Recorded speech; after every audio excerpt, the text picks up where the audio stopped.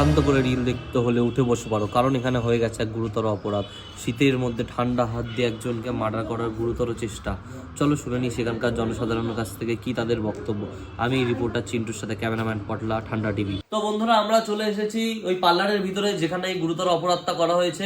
তো এখানে যেই ব্যক্তির উপর আক্রমণ হয়েছে তার নাম হচ্ছে গৌর দাস। আর আমরা কথা বলতে চলেছি সেই পার্লারে আরেকজন স্টাফ রূপা দেবনাথের সাথে। চলুন শুনে নিই ওনার মুখ থেকে কি ঘটেছিল তখন। ম্যাডাম, আপনি কি এই সম্বন্ধে কিছু বলতে চান?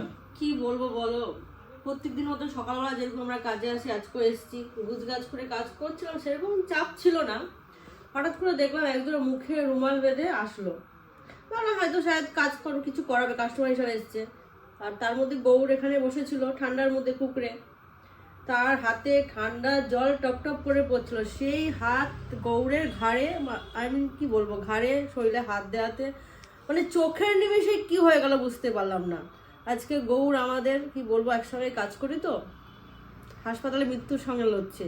এটা কি মেনে নেওয়া যায়? ঠান্ডার মধ্যে ঠান্ডা জলের হাত দিয়ে শরীরে একটা ছেলেকে মেরে ফেলার যে প্ল্যান করেছে, এটা কি ঠিক?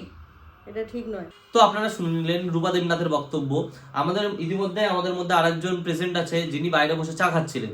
তো আমরা শুনে নেব উনি কি জানেন এই ঘটনার ব্যাপারে আর ওনার কি বক্তব্য। আসুন স্যার, আপনার নামটা? আমার নাম হচ্ছে পিন্টু ভোলা। পিন্টু ভোলা স্যার, এখানে যে একজনকে ঠান্ডা হাত দিয়ে মার্ডার করার চেষ্টা করা হয়েছে, আপনি কি এই ব্যাপারে কিছু বলতে চান বা আপনি কি এই ব্যাপারে কিছু জানেন?